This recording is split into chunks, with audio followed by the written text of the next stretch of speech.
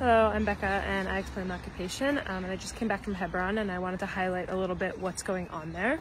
So first of all, Hebron is the largest city in the West Bank. There's 230,000 people who live there, and it's also the only city in the West Bank in which there are Israeli settlements inside of the city. Everywhere else the settlements are kind of like in the suburbs, if you will. And so here there's a lot of constant tension because you have 800 settlers who live in the middle of the city, and then you have at any given moment around 650 to 800 soldiers who are guarding those settlers, whose only job is to protect the settlers from Palestinians, even if it's the settlers who are being violent towards Palestinians at the moment.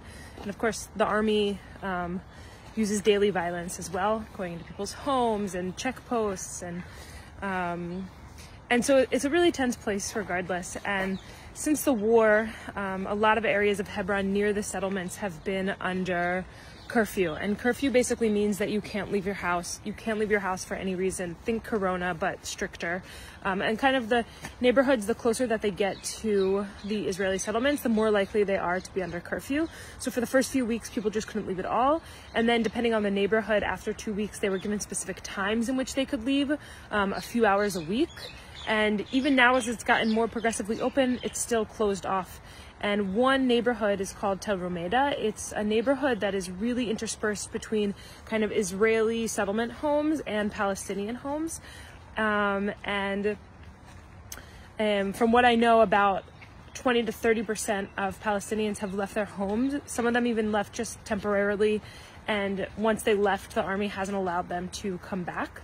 And people who are still there are basically just kind of stuck in their homes. There's no work, there's no services. And the people who are soldiers in Hebron right now are settlers of the area who have been enlisted into the army. And so I also went and I talked to Issa Amro, who is a friend and a partner, to kind of hear what's going on there and to bring to you guys. Obviously, the situation in Tel Rumeda is very serious, and in Hebron in general. And what's important for you, for people to know about what's going on? It's that we are very restricted in our life. We don't feel safe in our life. We don't have any social life as well, and no services at all. All the checkpoints are closed, and we are under the mercy of the mood of the Israeli soldiers or the settlers who are in an army uniform. We are very afraid of the fanatic extreme settlers who became soldiers and doing the same thing and using that power of the army uniform to humiliate, dehumanize, beat us up, detain us, and prevent us from even living a normal life.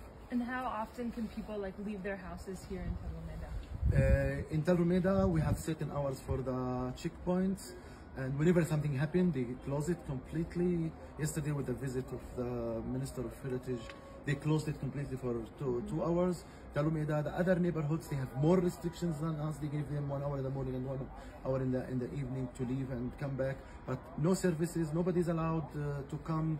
No journalists are allowed to come to visit us here.